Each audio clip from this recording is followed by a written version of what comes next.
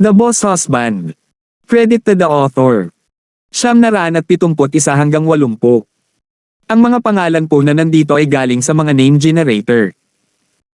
Kaya kung meron man pagkakatulad sa mga pangalan ng totoong tao o lugar, ito ay tunay na hindi sinasadya. Ang kwentong ito ay rated SPJ. Striktong patnubay sa mga walang jowa. Ito ay bawal din sa bata at matatandang walang asawa.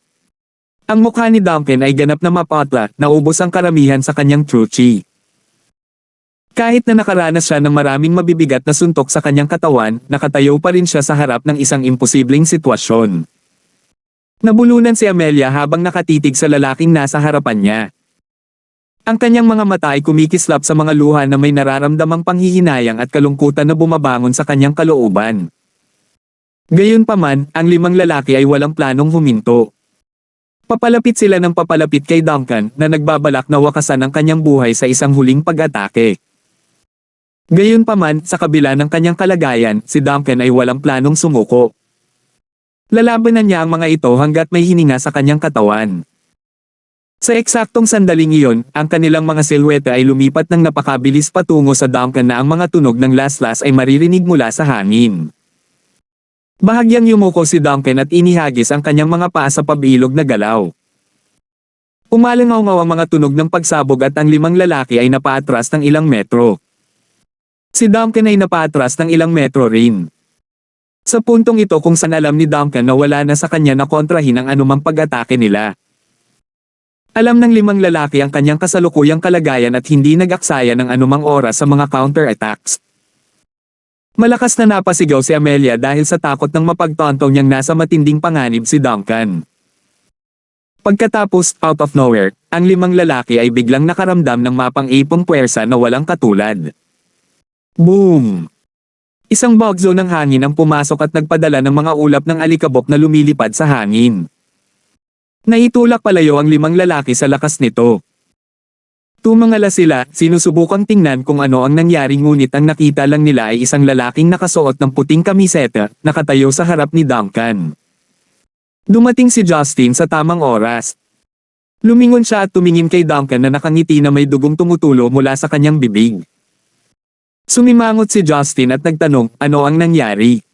Wala nang lakas si Duncan para magsalita. Sa halip, tumawa siya ng mahina bago bumagsak sa lupa. Humihikbi si Amelia na nakabawi mula sa unang pagkabigla. Young Master Gibson, dapat mong iligtas siya. Siya ay nasugatan ng husto. Napatingin si Justin sa kanya nang may pagtataka at napatingin kay Duncan na puno ng mga sugat.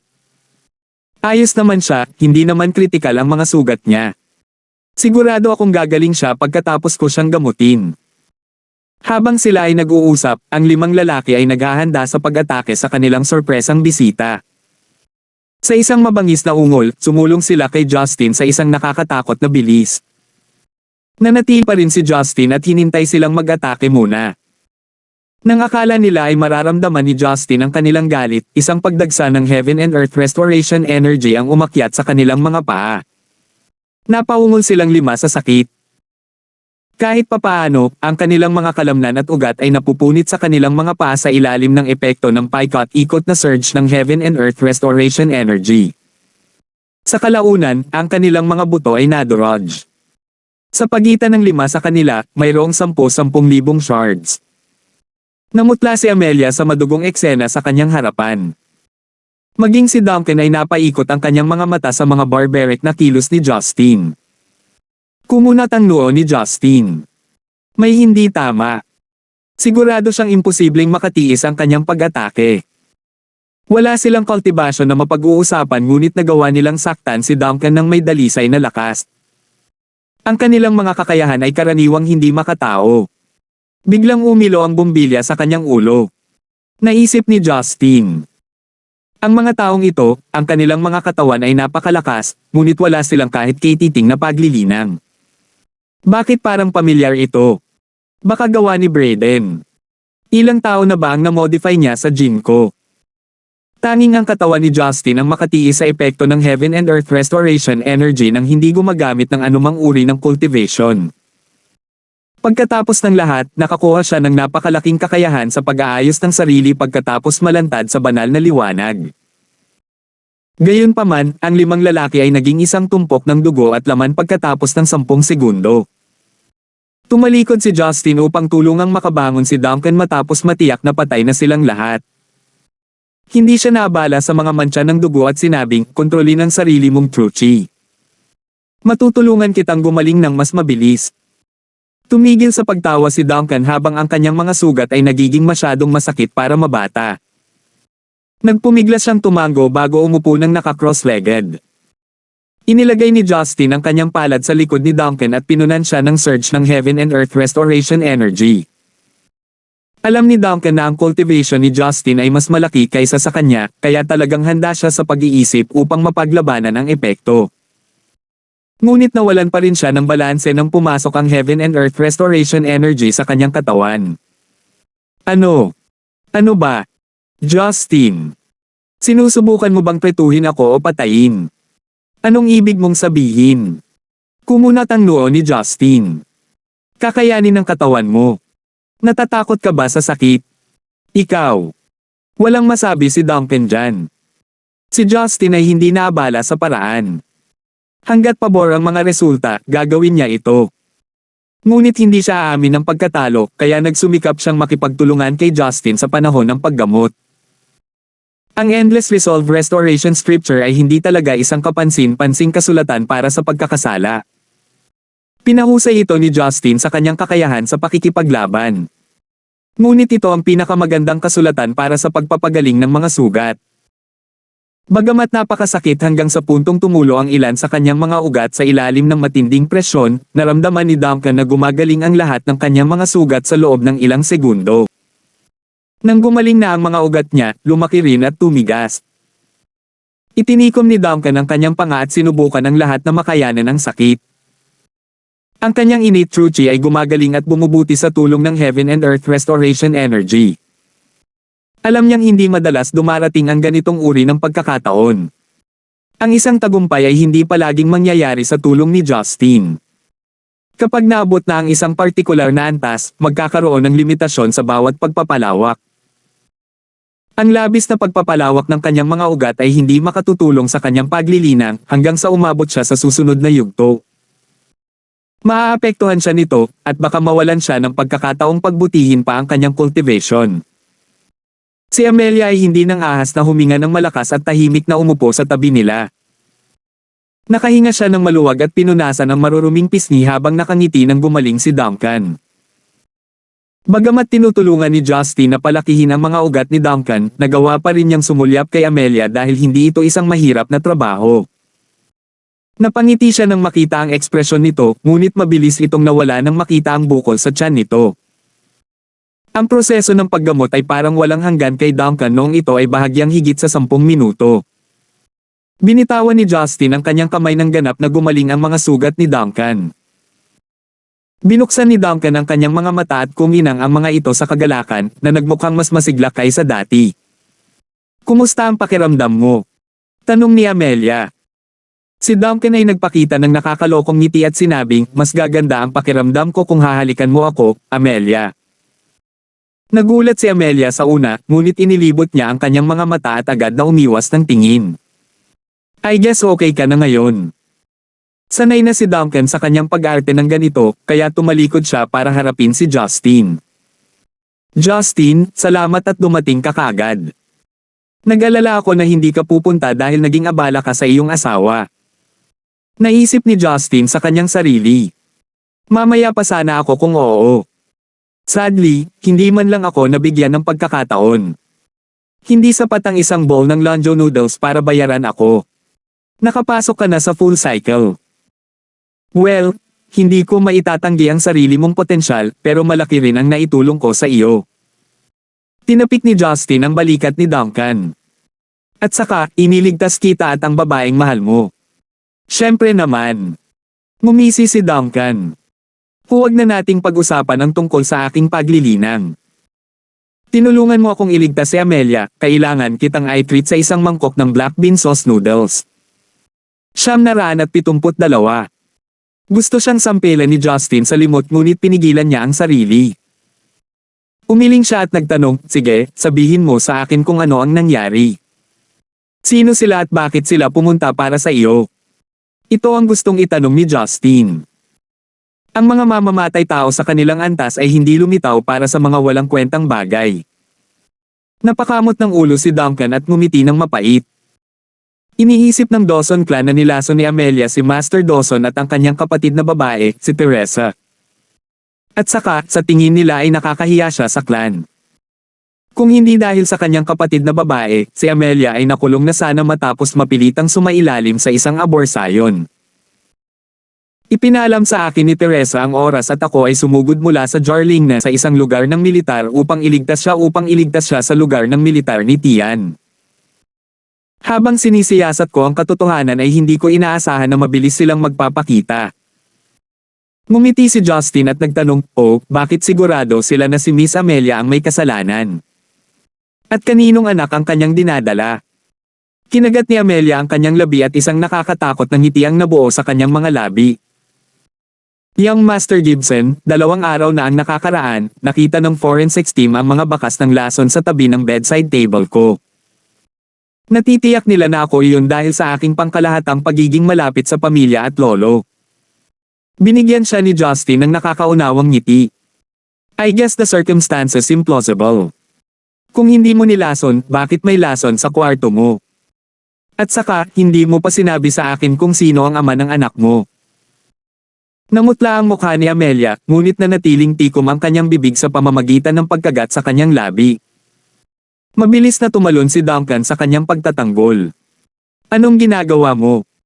Napakabait ni Amelia, hinding-hindi niya sasaktan ng mga kapamilya niya, okay? Claus, who cares kung hindi niya sabihin sa atin kung sino ang ama? Tama na, alamin na natin kung sino ang nagpadala ng mga assassin ngayon. Hinding-hindi ko hahayaang kunin sa akin ng mga Dawson idiot na iyon si Amelia. Napangiti si Justin. Open-minded ka talaga ha. Siya yung babaeng mahal mo, pero hindi ka niya pinanganak. Tama na.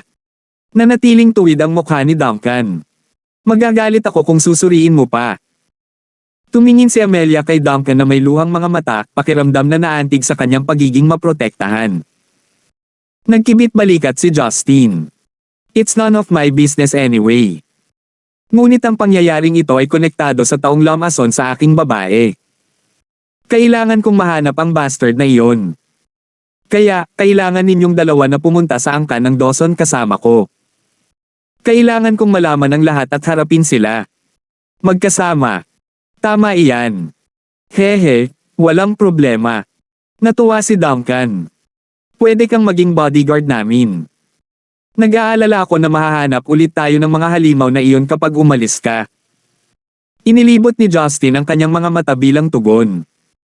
Ngayong maayos na ang mga bagay, pinagaling ni Justin ang mga sugat ni Amelia at lahat sila ay umalis sa Hummer ni Duncan.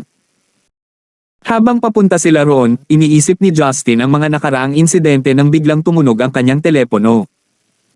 Kinuha niya iyon at napagtantong si Ron ang tawag. Anong problema, Ron? Kamahalan Pluto. Mukhang problemado si Ron. Miss Lysander. Sabi niya na gusto niyang bumalik kaagad sa Stonegate. Nagulat si Justin sa unang ngunit na pagtanto kung saan ito nanggagaling. Now that he thought about it, naging magulo ang wedding night nila after the ceremony. Katabi mo ba si Marian? Let me talk to her. Mapait na ngumiti si Ron. Sabi ni Miss Lysander wala siyang sasabihin sa iyo. Napabuntong hininga si Justin sa sobrang inis. Siya ay maaaring maging lubhang matigas ang ulo minsan. Ngunit hindi niya maaaring baliwalain ang pagpindot sa kamay, maaaring may ugnay ito kay Brayden. Pagkatapos ay ito pa rin ang kanyang mga hiling hanggat maaari. Ayusin ang isang eroplano para sa kanya kung gusto niyang bumalik sa Stonegate. Para sa aking ina at Yuna, huwag mo silang abalahin. Walang ibang pagpipilian si Justin kundi sumunod. Ang tanging magagawa niya ay magpadala ng 2 miyembro mula sa Sea Eagles para bantayan sila. Pumayag si Ron kahit na sa tingin niya ay kakaiba ito. Tumawa ng mapanuksong si Duncan sa gilid. Mukhang ang pagkakaroon ng maraming manliligaw ay hindi magpapaganda ng iyong buhay. Hindi magiging ganito ang mga bagay kung hindi ka pa nagkaproblema sa ngayon. Pinagalitan siya ni Justin. Si Duncan ay hindi nabigla dito. Oh please. Hindi mo ako masisisi kapag ayaw kang kausapin ng asawa mo. Ngumuso lang si Justin, hindi mapabulaanan ang kanyang pangungusap. Makalipas ang ilang segundo, nagsalita si Duncan na may masamang mukha. Ano sa tingin mo ang 5 halimaw na iyon mula ngayon? May kinalaman siguro kay Brayden. Malamang ginamit niya ang gym ko para baguhin ang katawan nila. Nanginig si Amelia nang marinig niya ang pangalan ni Brayden. Napansin ito ni Justin mula sa rearview mirror ngunit walang sinabi. Kumunat ang noo ni Duncan. Ganun ba talaga? Napakadelikado para sa buong Zenica kung gagawa siya ng hukbo gamit ang gene print mo. Hindi mo kailangang mag-alala, sabi ni Justin. Hindi lahat ay makakaligtas sa pamamaraan. Ang kanilang survival rate ay medyo mababa kung hindi ay nagpadala siya ng higit sa 5 tao upang harapin ka. Natarante si Duncan. Pero akala ko wala siya sa Central City. Baka nagtatago siya sa lugar na hindi natin naisip. Maaaring wala na rito sina Brayden at Yan Clan, pero hindi ibig sabihin na wala na siyang kakampi o kasama. At saka, baka hindi naman siya ang tunay na salarin. At least, I don't think he can do it on his own. Pinaikit ni Justin ang kanyang mga mata. Sumagot si Duncan, wala akong pakialam kung ano ang sinusubukang gawin ni Brayden. Hindi ko hahayaang saktan ng sino man si Amelia, kahit na ang ibig sabihin nito ay kailangan kong mamatay para mabuhay siya. Napatingin si Justin kay Amelia na nakatitig kay Duncan. He sighed and mumbled internally.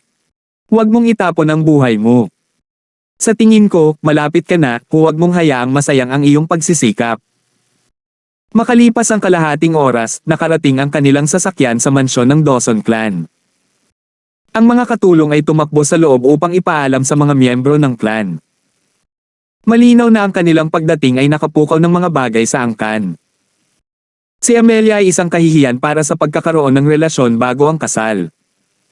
Kumalat sa buong mansyon ang mga alingaw-ngaw ng kanyang walang hiyang gawa. Ngunit ngayon ay nagpakita na siya sa mga tagapagmana ng Gibson at Lee clan, ito ay nagpapataas ng mas maraming bandila sa isip ng mga miyembro ng clan. Mukhang disoriented si Amelia, ngunit nasundan lang niya si Duncan dahil hinaila siya nito. Ito ay sa kanyang sandalikap ang ilang itim na kotse na may mga plaka ng lisensya ng militar ay huminto sa labas ng mga tarangkahan na nasa gilid ng 2 sasakyang off-road ng militar. Isang grupo ng mukhang mabagsik na mga sundalo ng Special Forces ang lumabas sa mga sasakyang nasa labas ng kalsada, samantalang ang mga bumaba sa mga itim na sasakyan ay nagpahinto sa gate ni na Justin at Duncan. Bumaba si Martian sa kotse kasama ang kanyang nag-iisang anak na lalaki, si Ivan, na ama rin ni Duncan. Sa kabilang kotse, bumaba si Marking sa kotse kasama si Florian, isang miyembro ng Group of 8 at ang kanyang anak na si Karen. Ito ay malinaw na isang nakaplanong pagpupulong. Nakaramdam ng awkward si Duncan na makita ang kanyang ama at lolo dito na palihim na pumunta sa Central City. Lumapit si Martian at pinagalitan siya. Walang kwentang punk. How dare you go against the rules for a woman? Hehe. Matandang lalaki, hindi lang siya babae. Siya ang magiging apo mo. Matapang na nagsalita si Duncan. Namula si Amelia dahil sa awkwardness. Gusto niyang ipaliwanag ang sarili ngunit natatakot siyang gawin iyon. Napakurap-kurap si Justin kay Karen at sinabihan si Marking sa mapang-akit na tono, ang tagal mong dumating. Ipagpalagay ko na sa wakas ay nagtagumpay ka na. 973. Si Marking ay naging kalmado gaya ng dati. Ang kanyang passive na ugali ay ginawa siyang tila isang hindi malamang na kandidato para sa isang general. Ang mga bitag na inilagay ko ayon sa iyong mga order ay nagbunga ng mga resulta. Bagamat tumagal ang pagsusuri, mayroon kaming tiyak na patunay. Hindi maintindihan ng mga nasa paligid nila ang kanilang usapan, maliban kay Martian. Nagliwanag ang mga mata ni Justin. Naaayon ba ang aking mga pagpapalagay? Halos magkareho.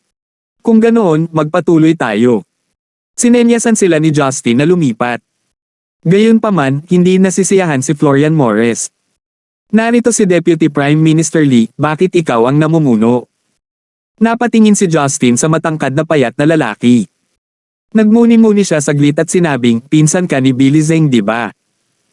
Naalala kong nakilala kita minsan sa Stonegate. Nandito ka pa. Ikaw. Dapat mo pa ring igalang ang iyong mga nakatatanda kahit na ikaw ay mula sa angkan ng Gibson. Namumula sa galit ang mukha ni Florian. Ang Zeng clan ay bumagsak mula nang pinatay ni Justin si Billy Zeng nang walang awa. Hindi naapektuhan si Florian dahil miyembro siya ng Group of 8. Ngunit ang hindi pagkakaroon ng suporta sa pamilya ay naging mas mahirap para sa kanya. Kahit na si Karen ang pumatay kay Magnus Zeng, isinisisi pa rin niya ang lahat kay Justin. Sa normal na mga pangyayari, hinding-hindi siya maglalakas loob na lumapit kay Justin ng ganito. Ngunit ngayong naruroon na si Machon, hindi niya palalampasan ang pagkakataong hiyain siya. Gayunpaman, si Florian ay isang mandirigma lamang kaya ang kanyang isip ay hindi masyadong maliwanag.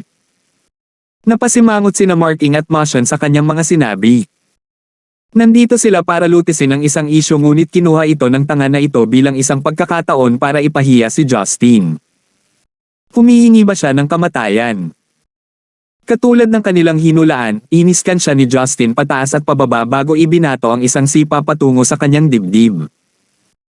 Hindi ito makikita ni Florian dahil ang kanyang kakayahan ay itinuturing na karaniwan sa iba pang miyembro ng Group of 8. Sa isang malakas na kalabog, si Florian ay lumipad sa kalangitan tulad ng isang itim na projectile at lumapag sa isang malaking puno. Huminga ng malamig ang lahat.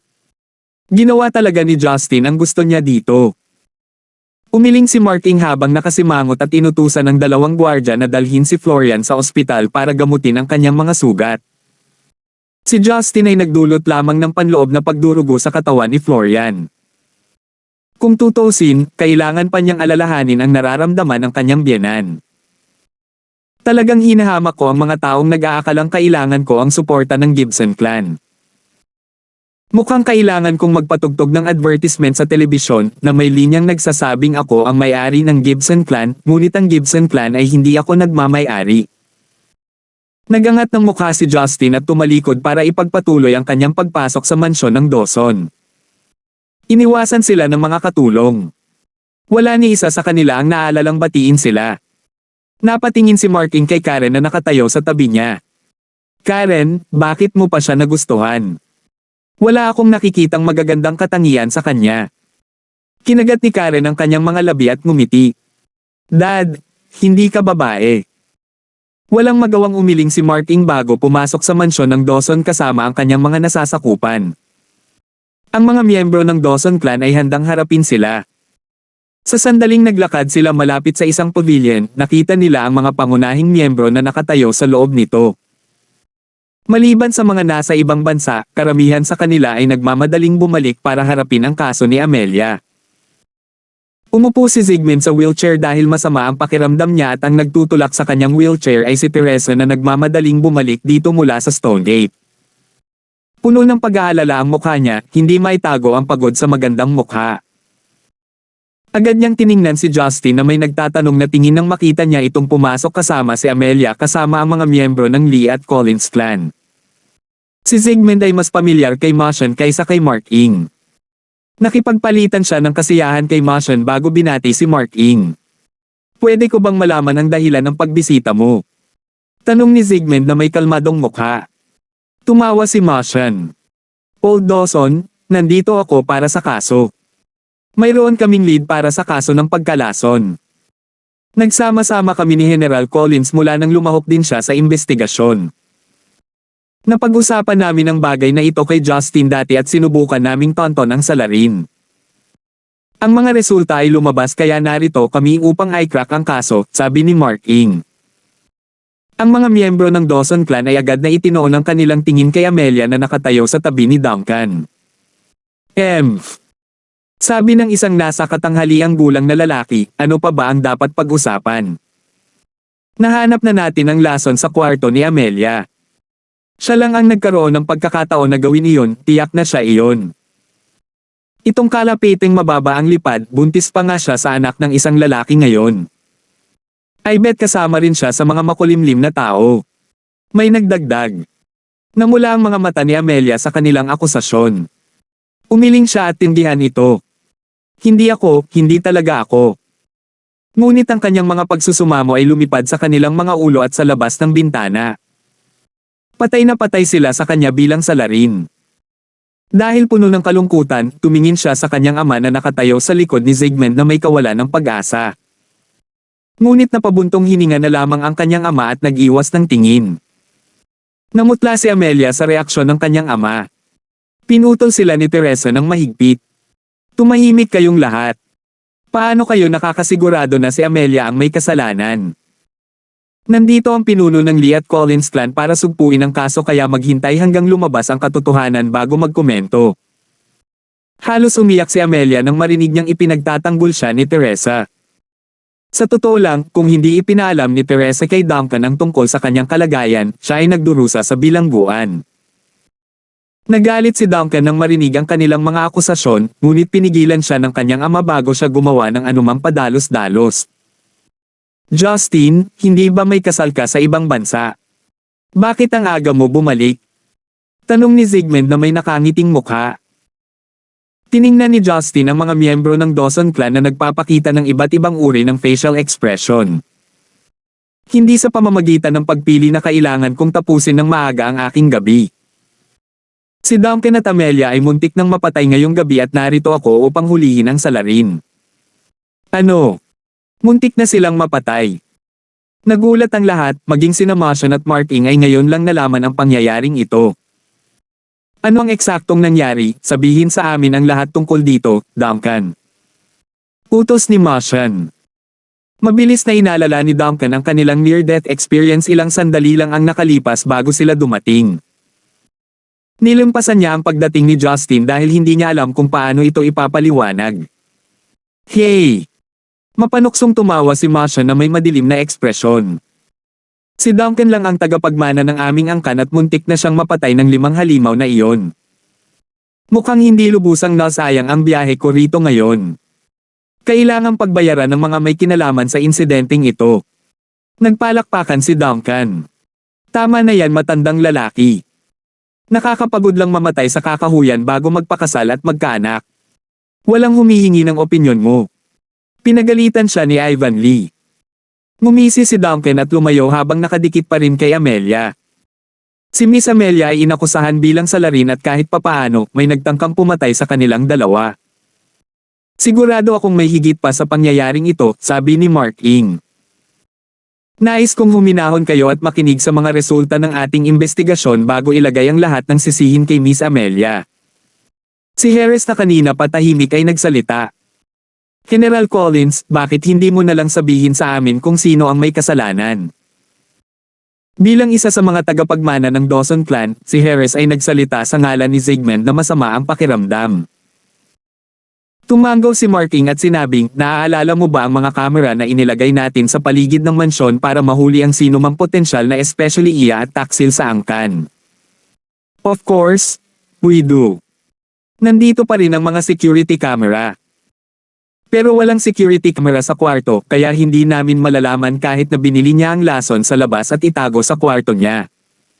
May nagturo. Bahagyang ngumiti si Mark Ing. Bagaman sinabi namin sa inyo kung saan namin ilalagay ang mga security camera, may ilang iba pang mga lugar na na-install namin ang mga ito nang walang paunang abiso. Nagbago ang ekspresyon ng mukha ng mga miyembro ng Dawson clan sa kanyang mga sinabi.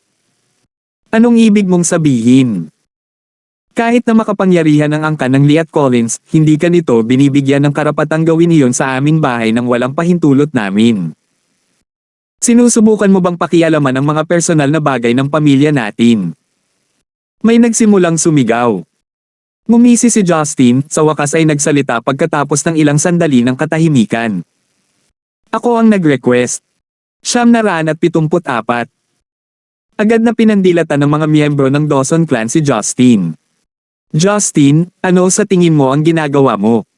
Galit na galit sila. Kung tutuusin, walang mahilig matiktikan. Lalo na kapag may confidential na impormasyon na ipinapasa. Nagulat din si Teresa.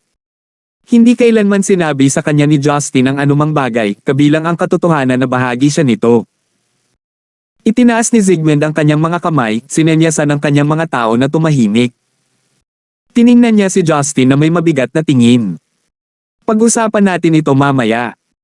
Justin, sinabi mo na nag-set up ka ng karagdagang mga monitor sa aming lugar. May ibinunyag ba sila? Bago ko ibunyag ang sikreto, sa palagay ko kailangan kong ipaalam sa inyo ang bilang ng mga nakatagong monitor, sabi ni Justin. Numero. Tama iyan, itinaas ni Justin ang isang daliri. Isang monitor lang ang na-set up ko sa isang kwarto. Ito ay isang pocket monitor na ginawa gamit ang nanotechnology. Kaya, hindi na kailangang masaktan. Wala akong interes sa kung ano ang nangyayari sa labas ng silid na iyon. Gusto ko lang subaybayan ng isang sospek. Tumingin ang iba sa paligid at nagpa siya si Harris na magsalita, si Amelia ba ang taong iyon? Tama iyan. Hindi nagpatalo si Justin sa paligid. Nagulat ang mga tao pero sa huli ay nagtawanan sila. Nina si Duncan sa revelasyon. Justin, kanino ka kinakampihan? Pinagkakaguluhan mo ako. Haha, sa huli, babalik talaga sa kanya ang lahat. Tumingin si Amelia kay Justin na may luhang mga mata, nakaramdam ng bahagyang pagkadismaya sa kanya. Nakipagkamay si Justin. I monitored her pero hindi ibig sabihin na siya ang may kasalanan dito. Ang mga miyembro ng Dawson clan ay lalong nalito. Kinuha nila ang kanyang pahayag bilang katotohanan. Naglakad-lakad si Justin upang ayusin ang kanyang mga iniisip bago tumangala. Tangwan, naaalala mo pa ba noong dinala mo ako sa Ivy Sanatorium at nakakita ako ng tapong device sa bakuran? Tumango si Teresa. Siyempre. Dinala pa kita sa opisina ko at sa bahay ko at nakita mo rin doon ang mga tapong device. Sino pa ba ito maliban kay Amelia? May tumalsik. Hindi siya pinansin ni Justin at nagpatuloy sa pagsasalita. Iyon din ang naisip ko. Lubos akong naghinala kay Amelia dahil ang taong iyon ay nakapagtap sa opisina at bahay ni Teresa Stonegate. Ngunit ang pangunahing dahilan sa likod ng aking mga hinala ay dahil sa araw na iyon, wala siyang pakialam sa mga tapong device. Kung siya ay isang normal na binibini na nandyan para mag-alaga kay Old Master Dawson, bakit hindi niya binanggit ang mga tapong device? Nanigas si Amelia bilang tugon, hinawakan ang kanyang damit na may nanginginig na mga kamay. Pinaparinig mo na parang siya talaga ang especially iya. Sumimangot si Harris. Umiling si Justin. Ngunit habang iniisip ko ito, mas naging imposible ito. Itigil ang pagsasalita sa mga kakaibang bukas na pahayag na ito. Ngumiti si Justin. May dalawang dahilan kung bakit hindi binanggit ni Amelia ang mga tapong device. Alinman sa hindi niya alam o walang pakialam na umiral ang mga ito. Ngunit ang kanyang hindi magandang husay sa pag-arte ay naghinala sa akin na may kinalaman siya sa mga ito. Gayunpaman, kung siya ay napakasama sa pagtatago ng mga bagay, hindi posibleng lasunin niya sina Old Master Dawson at Teresa nang hindi nahuhuli. Naiintindihan ko. Lumiwanag ang mga mata ni Teresa. Imposibleng siya ang may kasalanan dahil hindi niya kayang gumanap bilang isang profesional na especially iya. Sa wakas ay bumungad sa kanila. Bahagyang nalaglag ang panga ni Amelia. Hindi niya inaasahan na paghihinalaan siya ni Justin dahil lang sa iniiwasan niyang pag-usapan ng tungkol sa mga tapong device. Kung iyon ang katotohanan, kung gayon sino ang tunay na salarin at ano ang kinalaman nito kay Amelia? Apurahang tanong ni Teresa. Sumenya si Motion sa isa sa mga espesyal na ahente na dalhin ang laptop sa kanila. Nai-record ng video sa loob ang taong nagtanim ng lason sa silid ni Amelia. Matandang Dawson, natatakot ako na kailangan mong isuko ang taong nasa video. Ako ay personal na dumating bilang paggalang sa iyo, sabi ni Motion na may nagpapahiwatig na tono. Hindi mabasa ang tingin ni Zygmunt Dawson. Binuksan ng ahente ang laptop at pinatugtog ang video sa ilalim ng kanilang kinakabahang mga tingin. Nagsimulang mag-play sa screen ang isang video na na-record gamit ang isang nakatagong camera. Sa screen, binuksan ng isang matandang lalaki ang silid ni Amelia gamit ang isang susi at itinanim ang lason sa table lamp. Wala pang 3 minuto ay ginawa na niya ang lahat. Sa hitsura nito, malamang na ginawa niya ito noong araw na wala si Amelia. Lahat ay tumingin sa screen na hindi makapaniwala. Tatay. Bulalas ng ama ni Amelia. Paano magiging ganito? Sir. Laking gulat ng mga miyembro ng angkan. Namutla ang mukha ni Amelia. Tinitigan niya si Zygmunt na hindi makapaniwala. Lolo. Ikaw ba ang buong oras? Muntik nang malaglag si Teresa. Kinailangan niyang hawakan ng mga miyembro ng kanyang pamilya para pigilan ang sarili na mahulog sa lupa. Paano ito nangyari? Tiningnan ni Teresa ang matandang lalaki na nakaupo pa rin sa kanyang wheelchair. Si Marking ay nanatiling mahigpit na ekspresyon ng mukha. Old Master Dawson, personal kaming pumunta bilang paggalang sa iyo, umaasa na makikipagtulungan ka sa amin. Malaki ang posibilidad na ang insidenteng ito ay nauugnay sa eksperimento ni Brayden. Old Dawson, matagal na tayong magkaibigan. Sa lahat ng mga taon ko ay hindi kita nakitang kumilos ng ganito. Paano mo? Umiling si Martian. Tumawa si Zygmunt. Palakas na sa oras na siya ay tapos na, siya ay kakling. Biglang may nakitang pamumula sa kanyang nakakatakot na maputlang mukha. Para siyang mas bata ng ilang taon. Naningkit ang mga mata niya at bigla siyang tumayo mula sa wheelchair. Hindi naman siya mukhang may sakit na matanda. Aaminin ko hindi ko inaasahan ito. Inilagay ni Zygmunt ang kanyang mga kamay sa kanyang likod at humarap kay Justin. Hindi ako makapaniwalang maloloko ako ng isang kabataang tulad mo. Kumbaga, hindi kita kayang maliitin, akala ko marunong ka lang lumaban pero maselang tao ka rin pala. Hindi pinansin ni Justin si Zygmunt at naglakad sa tabi ni Teresa. Bahagya niya itong niyakap, pilit na pinapakalma ang sakit na nararamdaman. Karamihan sa mga miyembro ng clan ay alam ang tungkol sa kanilang relasyon at wala rin silang pakialam.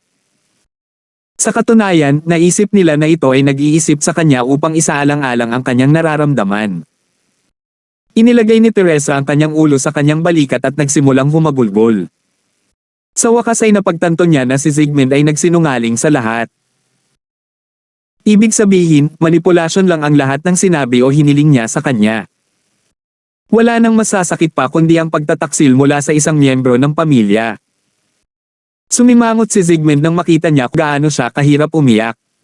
Anong kahihiyan sa pamilya natin? Ano ang masama sa kaunting sakit? Amelia, hindi na ba ako lolo dahil lang sa nagsinungaling ako sa iyo?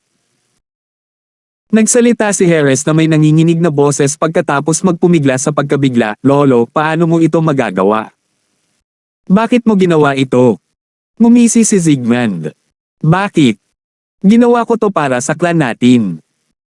Older Dawson, parang hindi ka sumusuko dito. Lumalim ang boses ni Martian. Nagsimulang lumapit sa kanila ang mga espesyal na ahente. Hinawakan ni Amelia ang manggas ni Duncan at nagtanong habang humihikbi, Lolo. Bakit mo ako kinurse? Ginagawa mo ba ito para sa ikabubuti ko?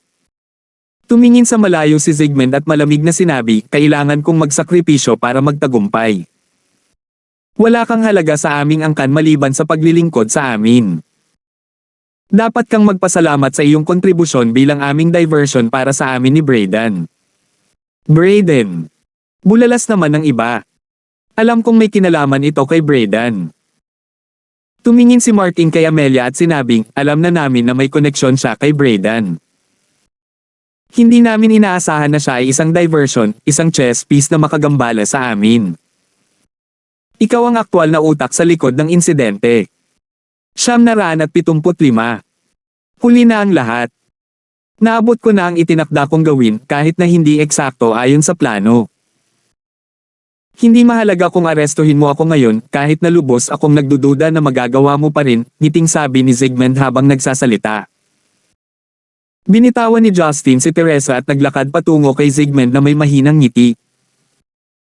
Inaamin ko na mali ang paghusga ko sa pagkakasangkot mo sa pangyayaring ito. Sa kabila ng talagang gusto kitang patayin ngayon, namangha ako sa iyong katapangan.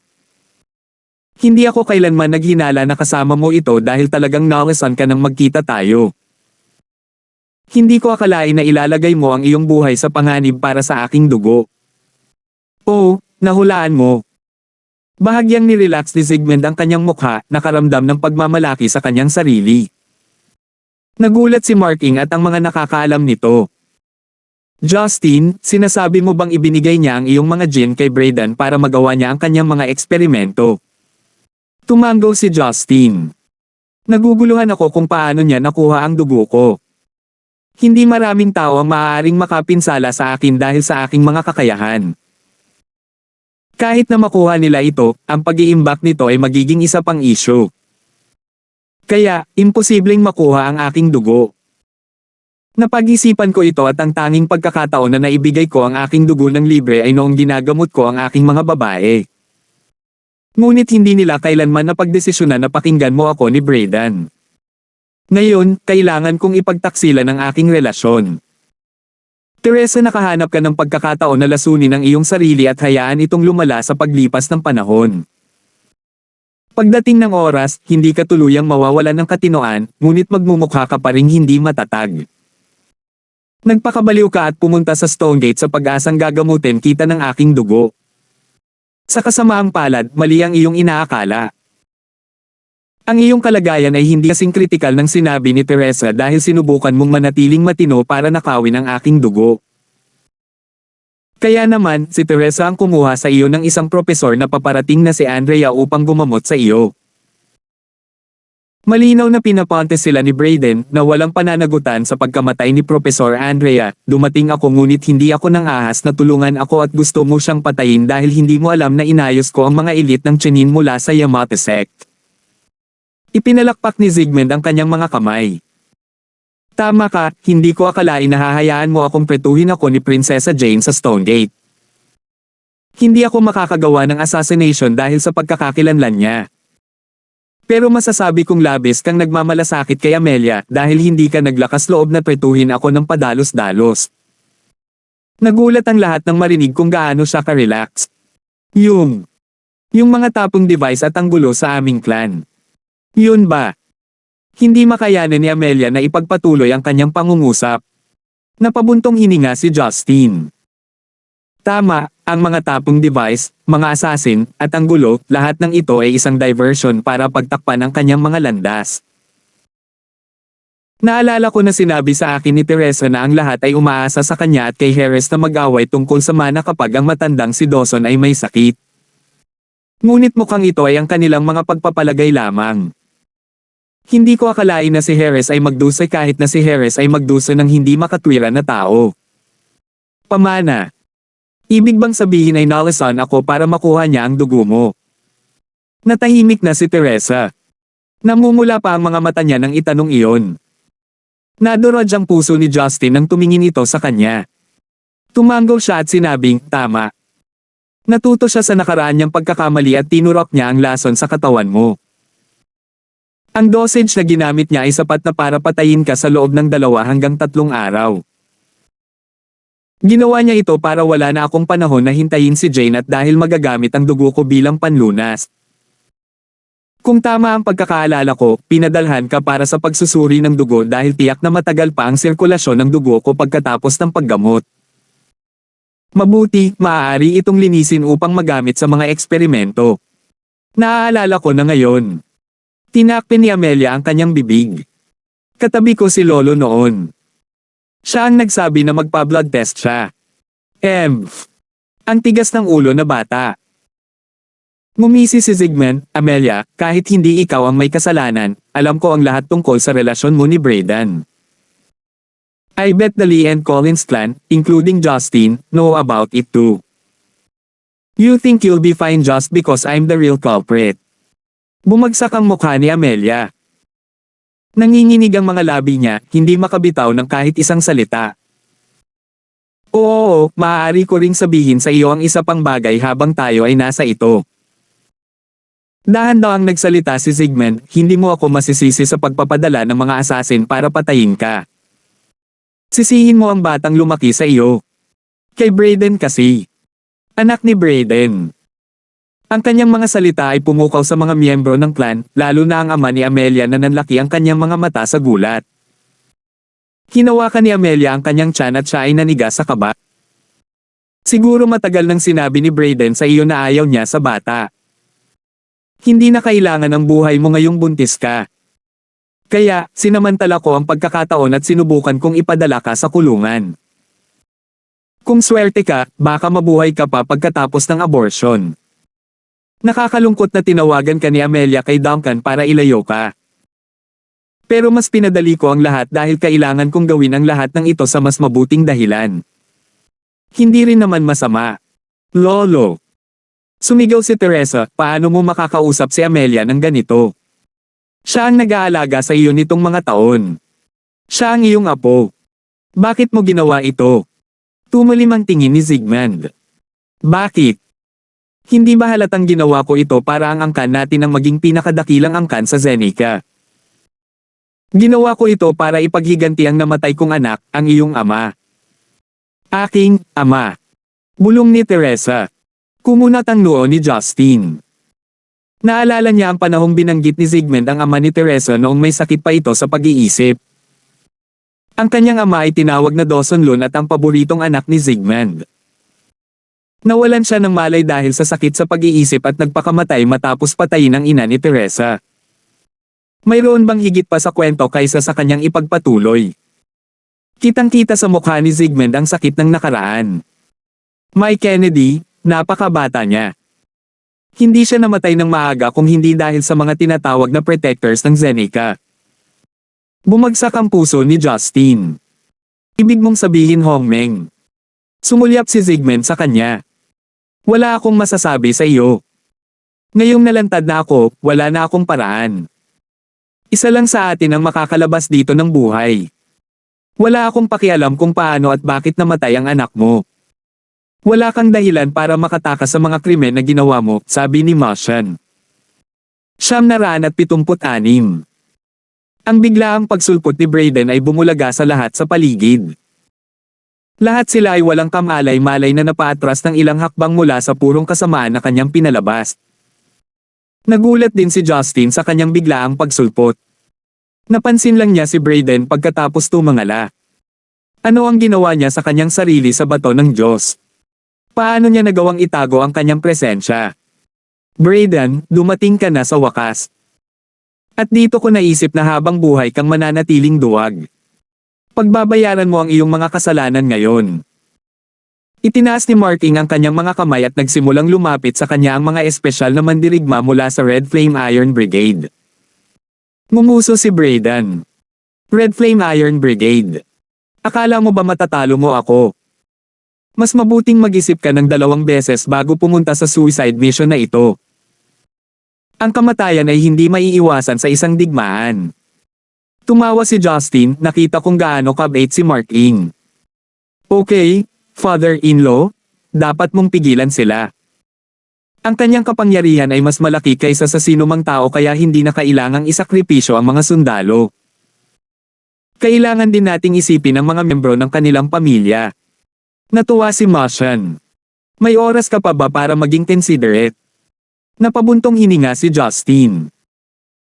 Naiintindihan ko na, malamang na nakausap na ng matandang Dawson na ito ang baliw na bastard na ito noon pa. Pinlano nila ang buong pagpupulong na ito. Bingo, tama ang hula mo. Tumawa si Brayden at pinitik ang kanyang mga daliri. Biglang sumulpot ang isang malaking grupo ng mga buff men mula sa iba't ibang parte ng mansion. 30 sila at 10 sa kanila ay may hawak na isang uri ng silver bazooka. Ang katotohanan na sila ay nakasuot pa ng mga damit ng mga tagapaglingkod ay nagpapakita na ito ay isang binalak na pananambang. Damn it!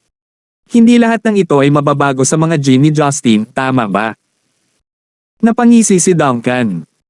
Hindi mapakali si Justin kung sila nga. Sa ngayon, kailangan niyang mag-alala tungkol sa maraming bazooka na nakaharap sa kanya. Deputy Prime Minister Lee, General Collins, mukhang hindi ka natatakot. Dapat maging mahinahon ka dahil inaakala mong kakayanin ito ni Justin, tama ba? Isang mapanuksong ngiti ang pinakawala ni Brayden. Ibibigay ko ito sa iyo ng diretso. Mamamatay kayong lahat dito kasama si Justin ngayon. Ang plano ko ngayong araw ay patayin siya minsan at magpakailanman. Sabi mo gusto mo akong patayin last time, pero tumakas ka, di ba? Napangiti si Justin. Pero nagawa kong saktan ka. Sumili ang galit sa kanyang mga mata. Tiyak na gusto mong malaman kung ano ang ginawa ko sa bato ng Diyos hanggang sa puntong maaari kitang saktan. Huwag kang mag-alala, na-unlock ko na ang tunay na potensyal nito. Gagamit ako ng kapangyarihan na 10 hanggang 100 beses na mas malaki kaysa sa nauna. Sinulyapan ni Justin ang pilak na bazooka. Akala mo ba ay mapapatamaan mo ako ng mga pilak na pirasong iyon? Hindi ako ganoon katanga para gawin iyon. Pinitik muli ni Brayden ang kanyang daliri. Ang sunod nilang nakita ay isang kumikislap na silver light sa bazooka na hawak ng isa sa mga lalaki sa balkonahe. Boom! Sa isang nakakabinging boom, isang bagay na pilak ang bumaril mula sa bazooka at dumaan sa ilang katawan ng mga tagapaglingkod. Nagulat sila noong unang ngunit pagkatapos na mabaril ng sinag, nagsimulang matuyo at umikot ang kanilang katawan. Sa wakas, mabilis na nagkawatak-watek ang kanilang katawan hanggang sa mga damit na lang ang natira. Ang pilak na sinag ay dumaan sa kanila at dumapo sa lupa. Naghukay ito sa lupa at mga suso ng bato na bumubuo ng malalim na butas sa lupa. Nanlaki ang mata ni Justin sa pamilyar na enerhiyang ito. Ginamit ito ni Brayden para saktan siya noong nakaraan ngunit nagawa niyang sugpuin ito gamit ang Heaven and Earth Restoration Energy dahil mas mataas ang kanyang cultivation kaysa kay Brayden. Pero kahit papaano, nagawa niyang i-compress ito ng husto para gawin itong sandata. Kung ang mga bazooka na ito ay ipinaputok sa sinuman, hindi sila mabubuhay maliban kung iiwasan nila ito sa oras.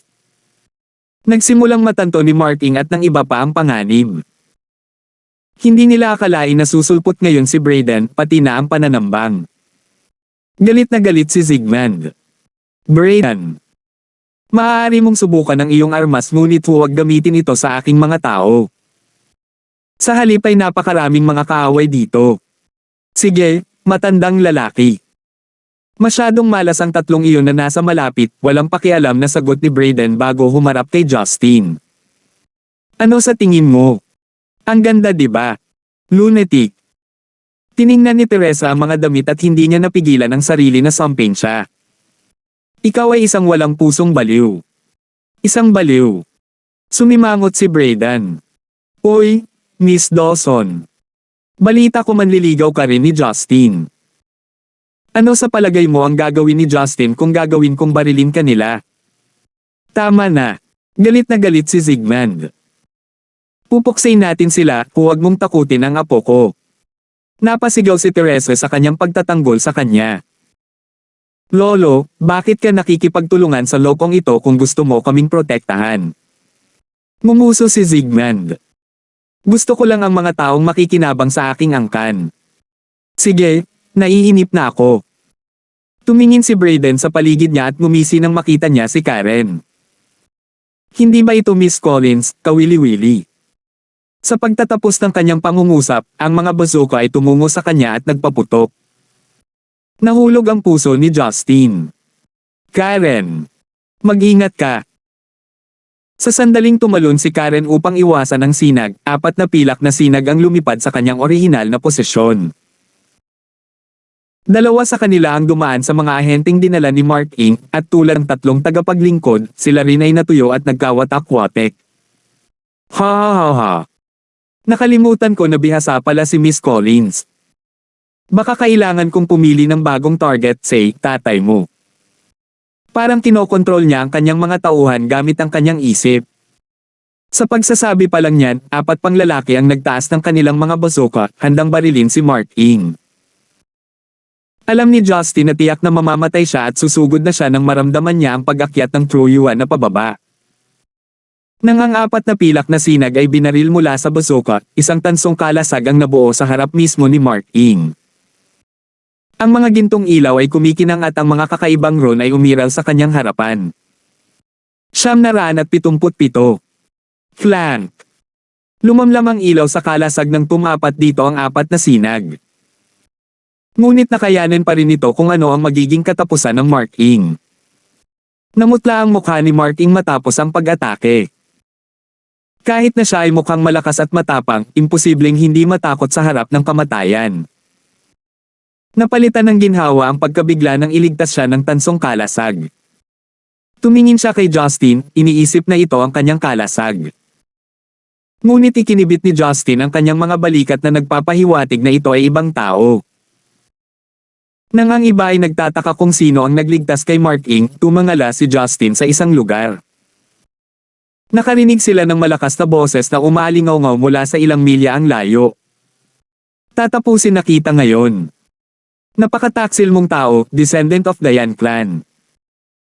Isang magandang monk na nakasuot ng silver patterned black kasaya ang bumagsak sa lupa na parang sinag ng itim na liwanag.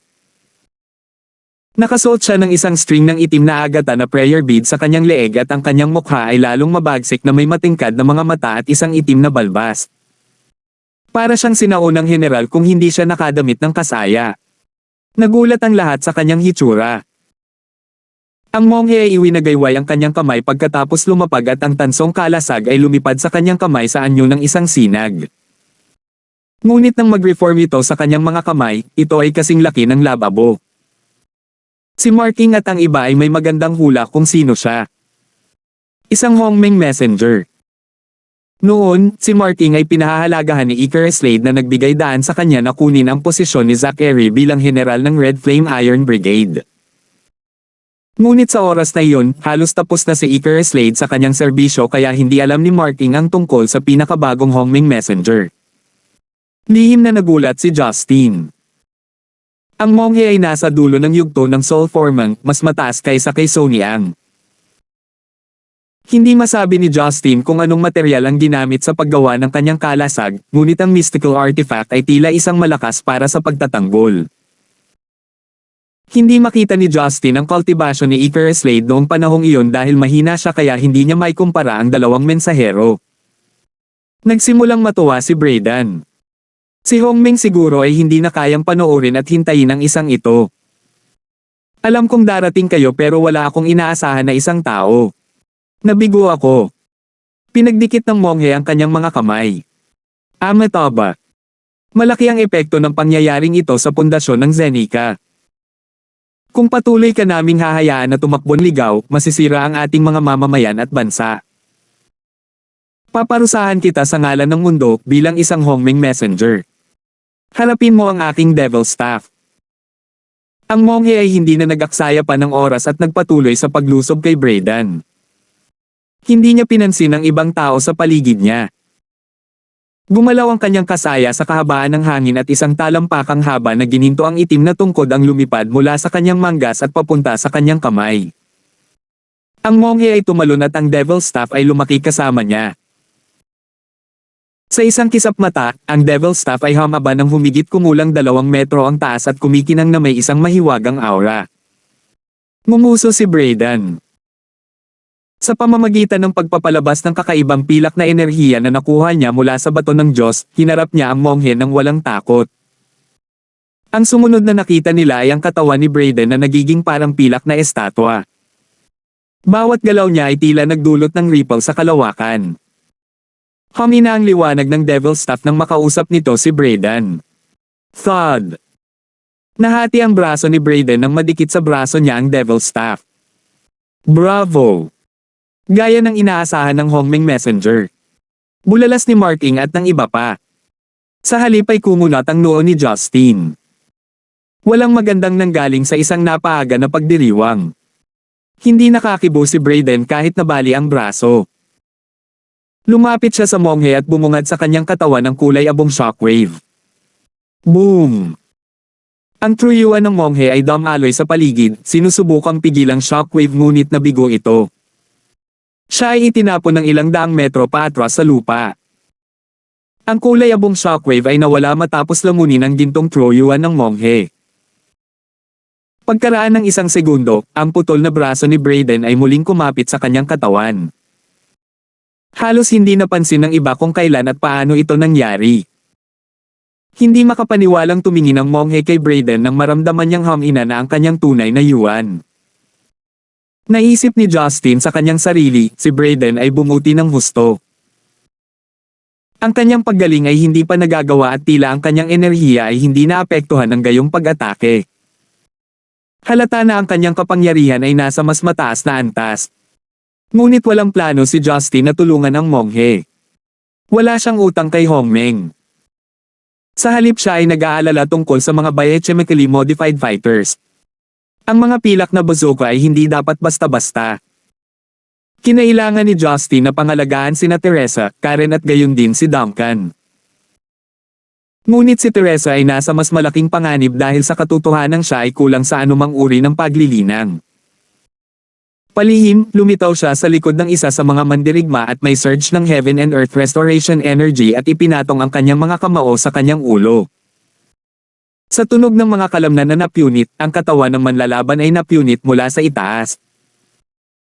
Magiging pulbos na sana siya kung hindi dahil sa mga Jin ni Justin na lubos na nagpabuti sa lakas ng kanyang mga kalamnan.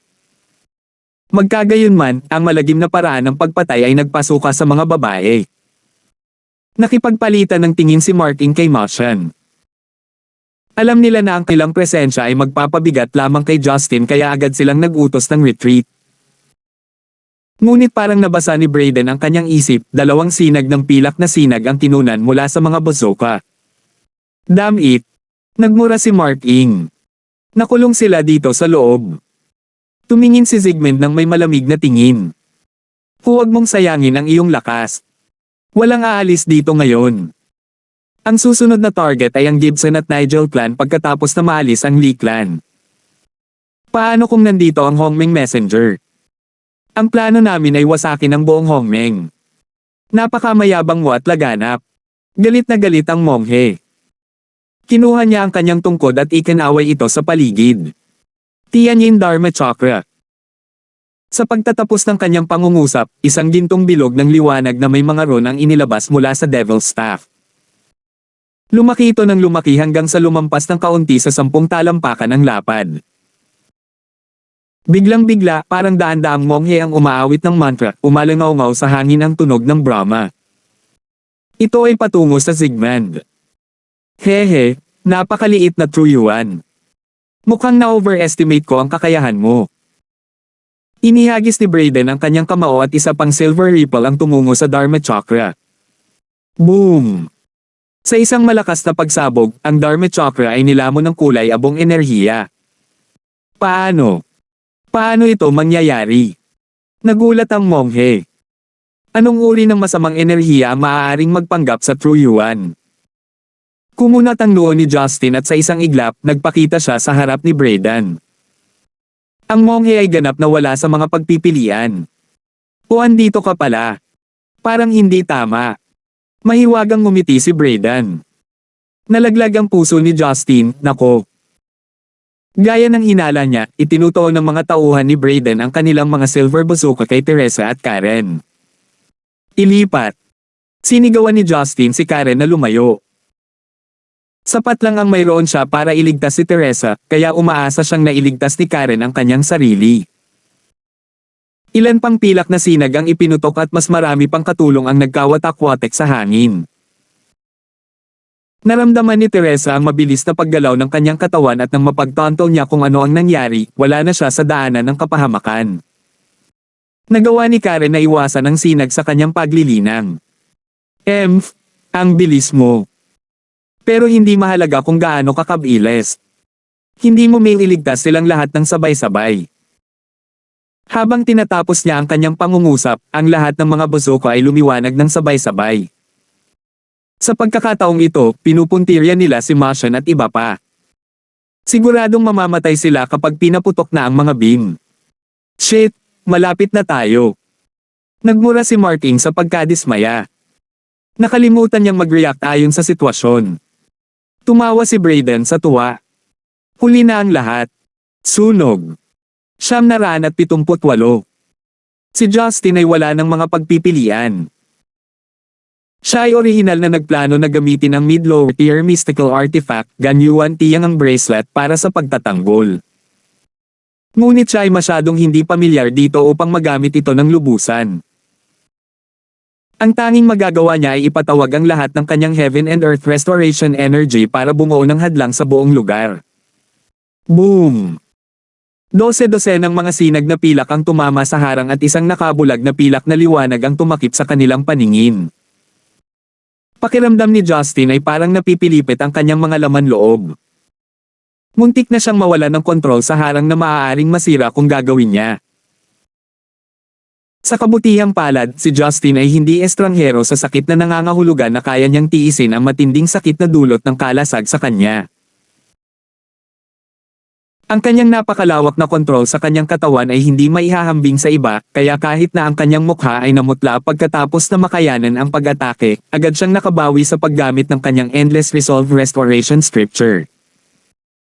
Ngunit tinakot pa rin ito sina Teresa at Karen, dahilan para tumakbo silang dalawa sa tabi niya dahil sa pag-aalala. Ayos ka lang ba? Sabay na tanong nila.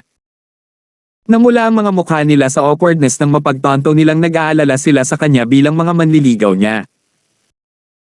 Kahit na alam nila ang tungkol sa pag-iral ng isa't isa, hindi sila nagkaroon ng pagkakataong makipag-ugnayan.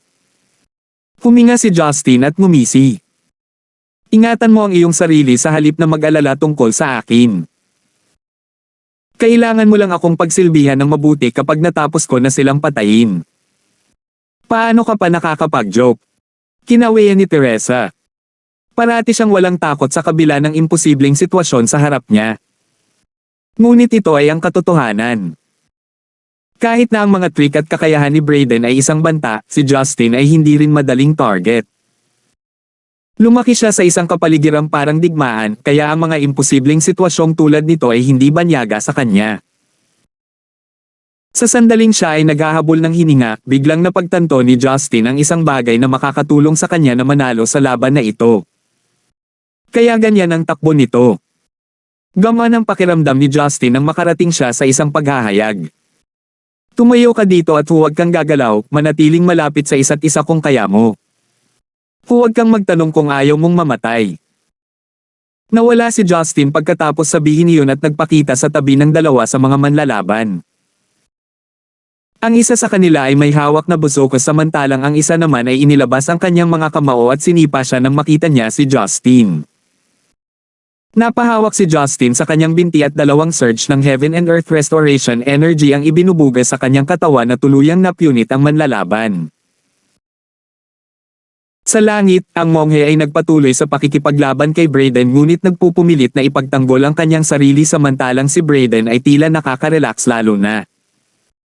Lahat ng uri ng True Yuan ay hindi epektibo sa harap ni Brayden dahil lalamunan lang niya ito ng kanyang kapangyarihan.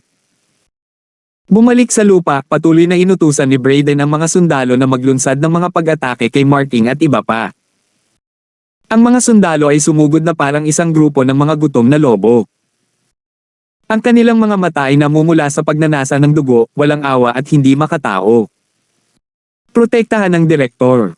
Protektahan ng general. Ang bawat espesyal na ahente ay may hawak na isang automatikong rifle at nagsimulang magpaulan ng mga bala sa kanilang paparating na mga kaaway. Ngunit nang ang mga bala ay tumama sa kanila, ito ay nag-spark ng kaunti bago tumalsik.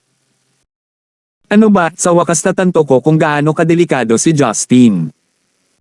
Hindi ito katawan ng tao. Mga halimaw sila. Sigaw ni Duncan. Hindi natuwa si Karen nang marinig niya ang masamang bibig ng kanyang kasintahan. Samawi siya sa malamig na boses, dapat nag-iisip ka ng paraan para kumapit sa halip na pag-usapan ito. Kailangan nating tulungan si Justin. Hehe, naiinis ka na marinig kung sinisiraan ko ang manliligaw mo. Napabuntong hininga si Karen, hindi nag-abala na magbigay sa kanya ng tugon. Tumingin siya sa dalawang manlalaban na lumalapit at lumipad habang tinatawag ang kanyang innate true chi. Sa pamamagitan ng pagkakaway ng kanyang mga kamay, maraming karayom ang binaril at pinalibutan ang dalawang mandirigma.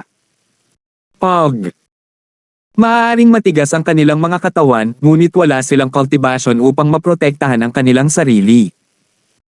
Nang tumusok ang mga karayom sa kanilang mga mata, lumabas ang kulay itim na dugo na naging dahilan ng pagkabulag nila.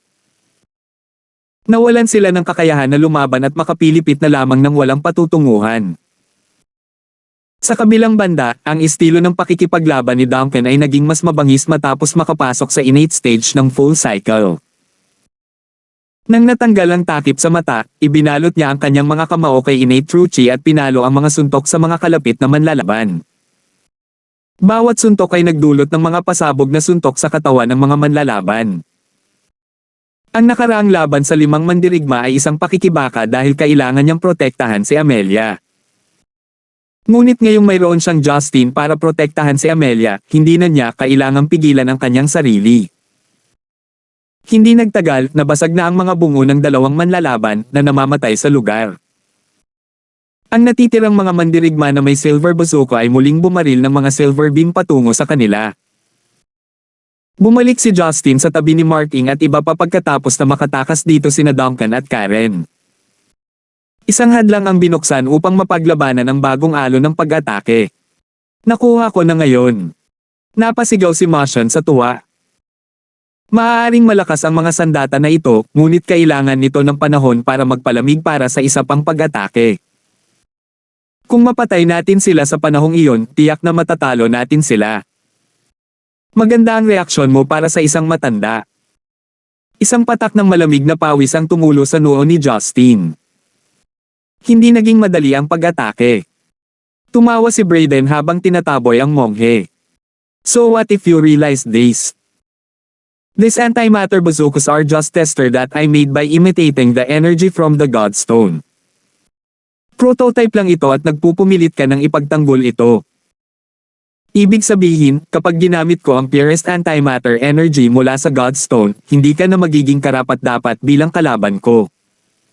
Enerhiya ng antimatter. Nagulat si Justin. Ngumisi si Brayden. Damas, hindi mo alam ang tunay na pagkatao nito kahit na matagal mo na itong hawak. Pinaliwanagan ka pa ng banal na liwanag. Ito ang purest antimatter crystal sa buong universo. Ito ay responsable para sa pagpapatatag ng lahat ng bagay sa universo.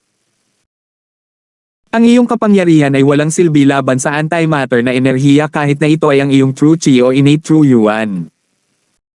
Hanggat mayroon akong bato ng Diyos, ako ang tanging Diyos na hindi hihigpitan ng mga batas sa kalawakan. I'm invincible at mamamatay kayong lahat sa kamay ko. Sa ibabaw, si Justin ay tila kalmado. Pero ang totoo, gulong-gulo ang isip niya. May karapatan nga si Brayden na ipagmalaki ang kanyang sarili. Ang bato ng Diyos ay hindi isang bagay na bago, ito ay hindi bababa sa 10,000 taon na ang nakalilipas. Walang sino man ang gumamit ng bato ng Diyos sa ganitong lawak, lalo pa ang pagsasaliksik dito ng malalim. Hindi lamang niya napagtanto ang tunay na pagkakakilanlan ng bato ng Diyos, ngunit nagamit din niya ito ng madali. Ang pag-iisip tungkol dito ay nagdulot ng panginginig sa kanyang gulugod. Ang hindi alam ni Justin ay hindi nakamit ni Brayden ang mga ito sa kanyang sarili. Kung hindi dahil kay Athena at sa kanyang karunungan, hindi masusumpungan ni Brayden ang anumang kapakipakinabang tungkol sa bato ng Diyos.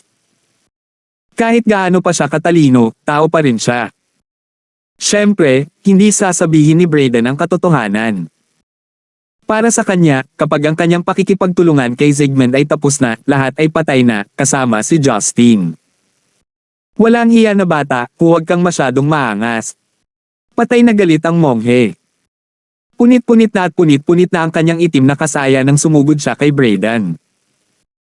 Walang anyo na tiyanin, hindi masisira na puwersa. Osere Dharmakaya. Isang surge ng True Yuan na nabuo ng purong Buddhism na mantra ay nagkaroon ng anyo ng isang malaking Osere na may 8 braso at isang ghost head. Umaalungol at humahagulgol ang mga tunog mula sa figure. Hindi na ito napigilan ng monghe. Bilang isang Hongmeng messenger, tatapusin sana niya ang laban sa isang round ngunit ngayon ay tuluyan na siyang naging inutil. Ang mga tauhan ng Diablo ay kumikinang na ginto at kasama ang umaalulong na Osere, sila ay sumugod patungo kay Brayden. Bigla, parang isang gintong araw ang pumutok sa langit. Umaalulong ang hangin habang umaalingaw-ngaw ang mga tunog ng metal sa kalangitan. Ang mga makamundong taong dumalo ay hindi man lang nabuksan ang kanilang mga mata. Sumayaw ang mga pilak na apoy sa mga mata ni Brayden. Ang kanyang puting Amerikana ay gumalaw ng malakas sa hangin at isang ulap ng kulay abong antimatter na enerhiya ay kahit papaano ay nabuo sa itaas ng kanyang puso. Ang pagbuo ng Osere ay isang bawal sa pagsasagawa ng Budismo dahil ang Osere ay nagmula sa impyerno. Ngunit ang monghe ay walang pakialam sa kanyang moral sa puntong ito. Desperado siyang tanggalin si Brayden. Ipinatawag niya ang lahat ng kanyang paglilinang na nasa huling yugto ng pagbubuo ng kaluluwa. Determinadong lamunin ng buo si Brayden. Nang akala niya ay nasa dulo na si Brayden, kukinang ng maliwanag ang bola ng liwanag sa dibdib ni Brayden. Ito ay naging maraming bakal na sinulid na dumaan sa Osere at nilamon ito ng buo. Ang monghe ay naapektuhan din nito na nasa pangkalahatang paligid ng pag-atake. Umalangaw-ngaw ang hindi matukoy na mga tunog sa buong kalangitan habang ang bawat sinag ay tumusok sa kanyang katawan, naglalabas ng kanyang dugo at nagpinta sa kalangitan gamit ito. 979. Hindi makapaniwalang tumingin kay Brayden ang monghe. Hindi niya alam na ang enerhiyang antimatter ay maaaring gamitin ng ganito.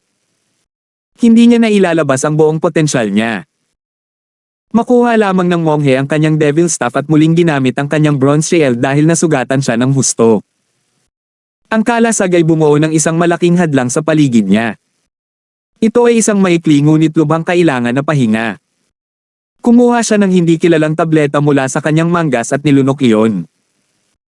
May matinding pangangailangan para sa kanya na tretuhin ang kanyang sarili at mabawi ang kontrol sa kanyang True Yuan. Nagulat si Justin nang makita niya ang nangyari. Kahit siya ay hindi sigurado kung kakayanin niya ang pag-ataking iyon.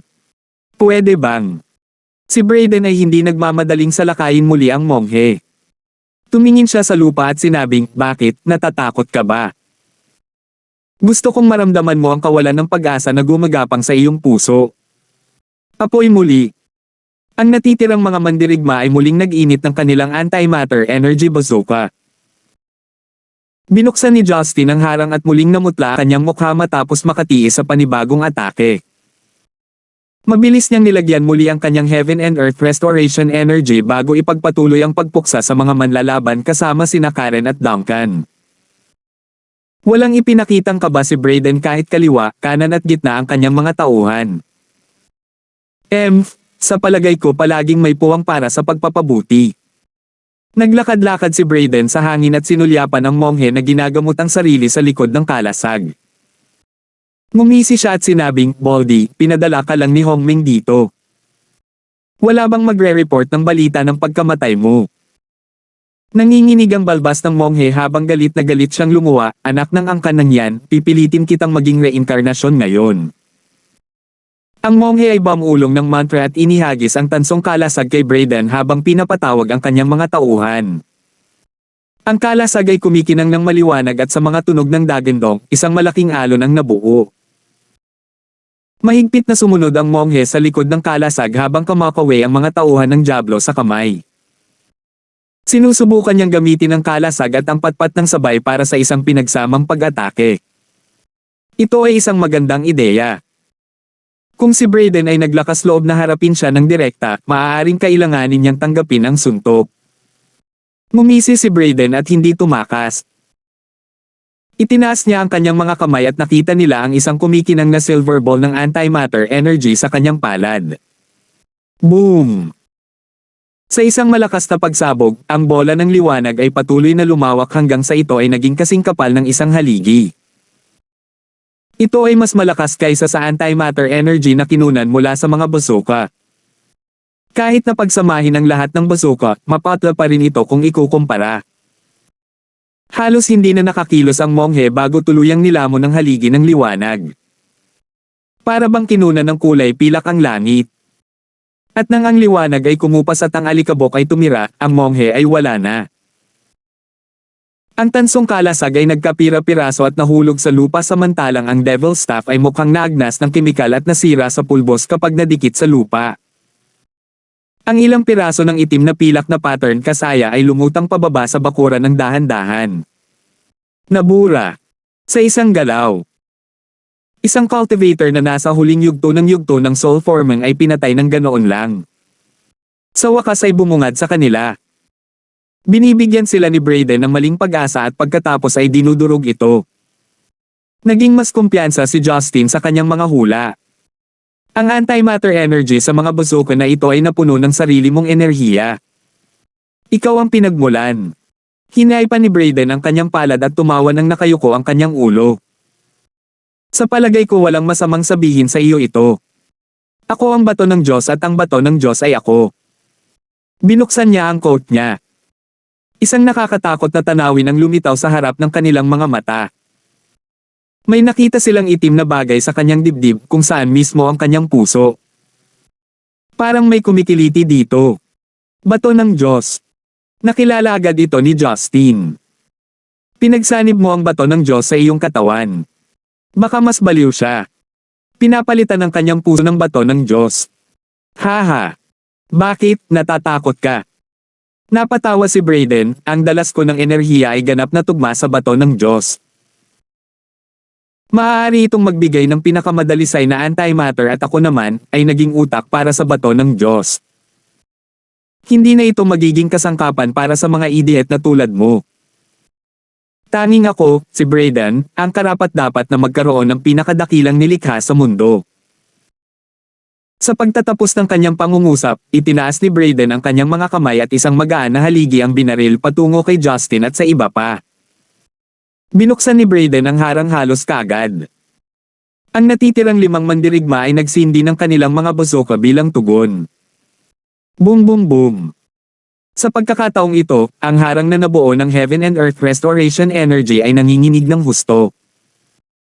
Ang antimatter energy na inilabas ni Brayden ay higit na nakapipinsala kaysa sa mga bazooka. Nararamdaman ni Justin na parang pinipilipit ang kanyang mga laman loob. Nagsimulang damaloy ang dugo mula sa kanyang bibig mula sa lahat ng panloob na pagdurugo. Justin. Napahiyaw lahat sina Duncan, Teresa, at Karen. Si Justin, ang lalaking walang talo sa kanila, nasaktan. Matapos makayanan ang unang pag-atake, agad na ipinatawag ni Justin ang Endless Resolve Restoration Scripture upang gamutin ang kanyang panloob na sugat. Pinilit niyang ngumiti para pakalmayan ang mga ito, ayos lang, maliit na sugat lang.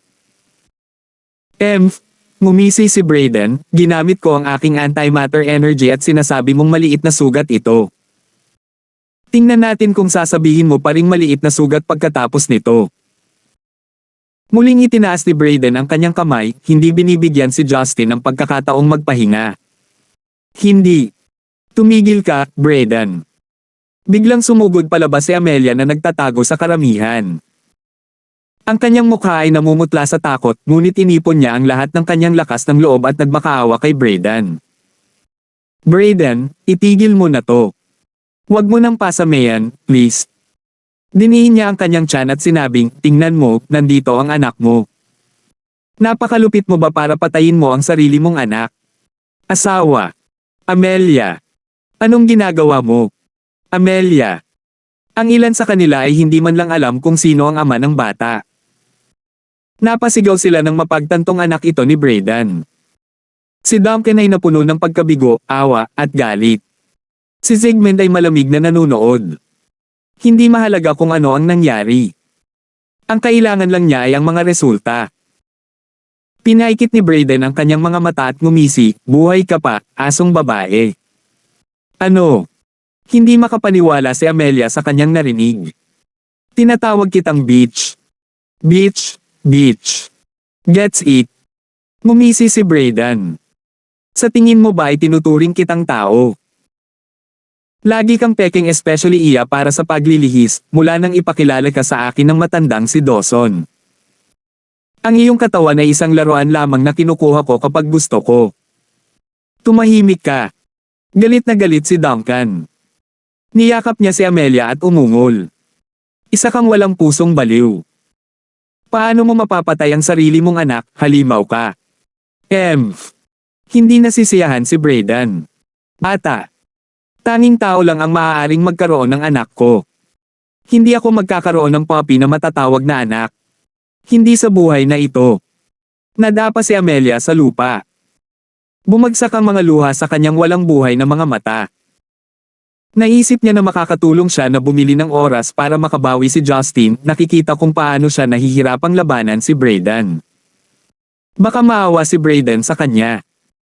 Kahit isang kurap lang ng pag-asa, umaasa pa rin siya na magiging mabait si Brayden sa kanya. Alam niyang malamang na walang pakialam si Brayden sa kanya dahil nalaman niya ang pagbubuntis niya noon pa. Pero hindi niya akalain na ganito pala ito ka Syra. 980. Cut the crap Brayden. Napatay mo na ang Hongmeng Messenger. Patayin ang iba pa sa kanila. Pagkatapos nito, patayin si Justin at lipulin pareho ang Gibson at Nigel clan. Walang magagawa si Hongmeng tungkol dito, masayang sabi ni Zygmunt. Ikaw. Zygmunt, nananaginip ka kung sa tingin mo ay mangyayari iyon. Umungol si Martian. Ungol ni Zygmunt at hindi siya pinansin. Lumingon siya upang tingnan si Teresa na nawasak pa rin sa lahat ng mga paghahayag.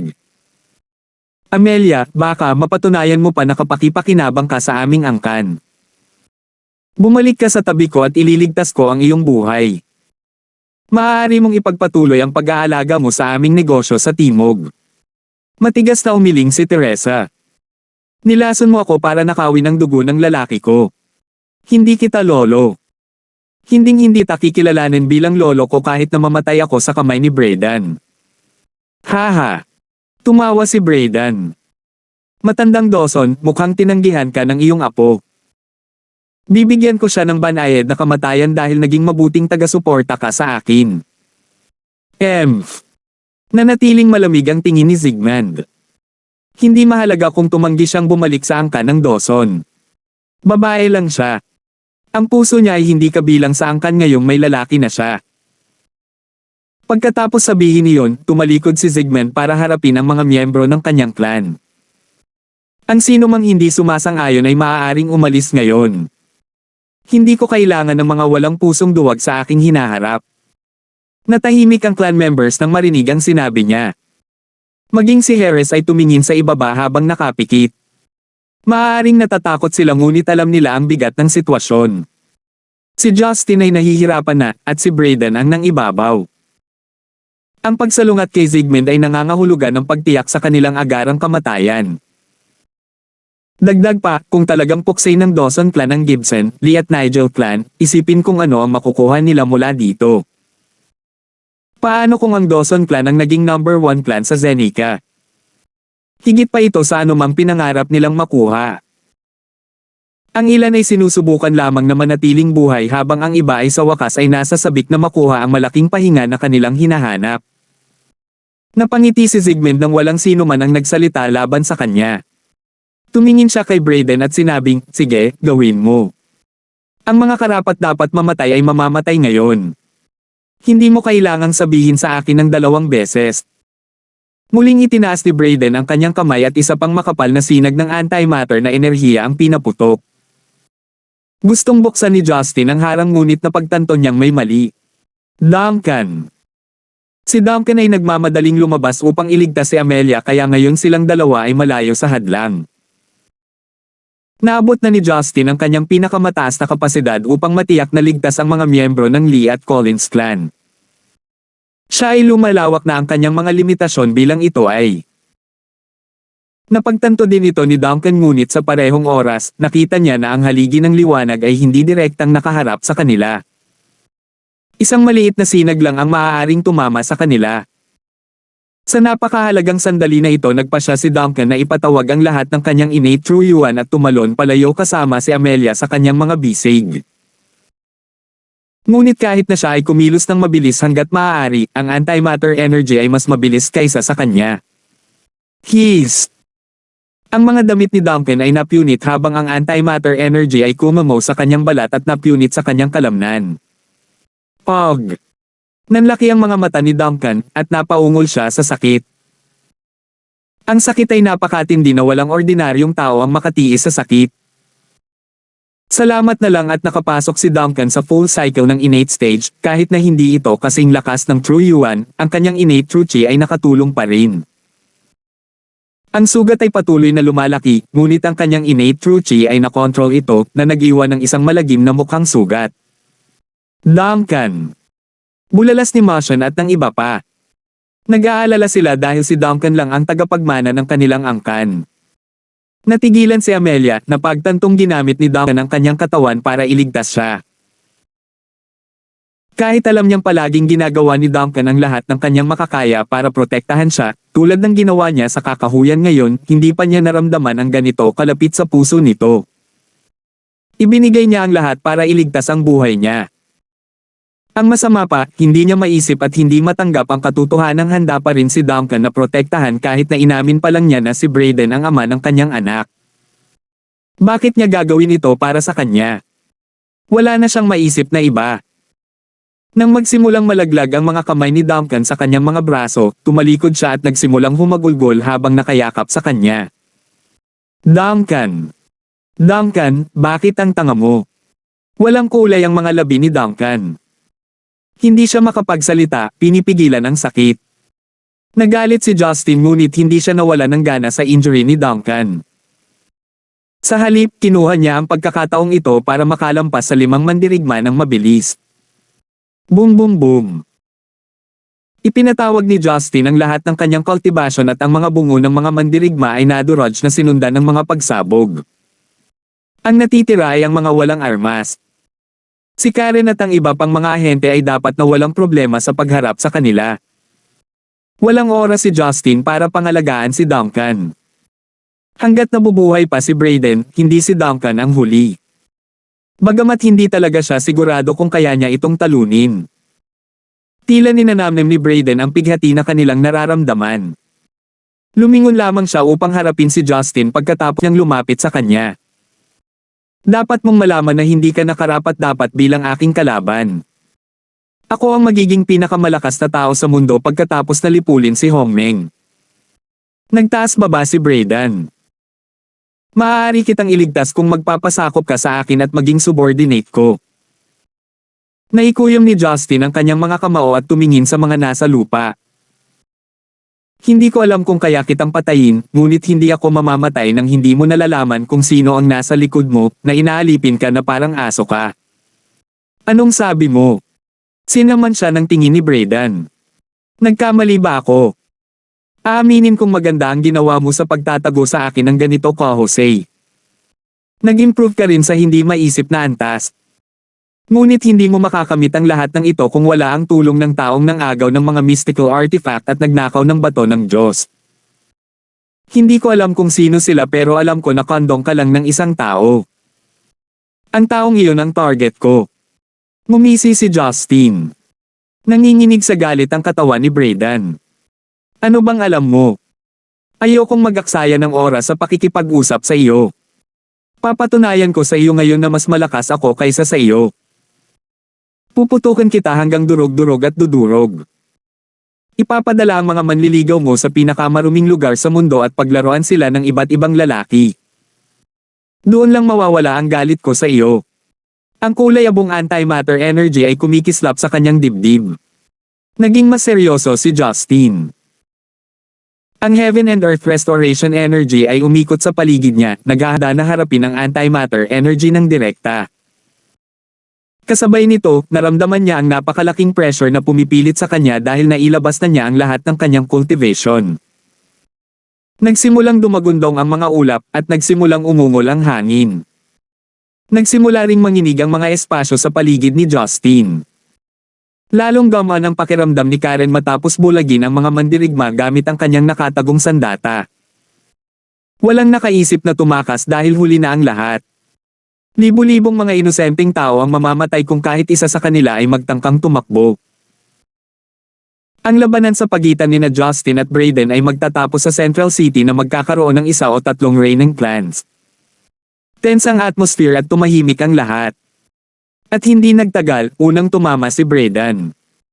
Napuno ng galit si Brayden. Nabuo rin ang mga bola ng liwanag sa kanyang mga kamay, kasabay ng liwanag sa kanyang dibdib. Pumunta ka sa impyerno. Nakikita nila ang 3 sinag ng antimatter energy na gumagalaw patungo kina Karen at Teresa. Scumbag! Nakita ito ni Justin. Maiiwasan niya sana ito kung inatake siya ni Brayden. Ngunit ngayong napagdesisyonan niyang umatake sa iba, lalo na sa kanyang kalaguyo, wala na siyang magagawa kundi ang magdusa para sa kanila. Salamat po at sinamahan ninyo ako, ingat lagi mga master.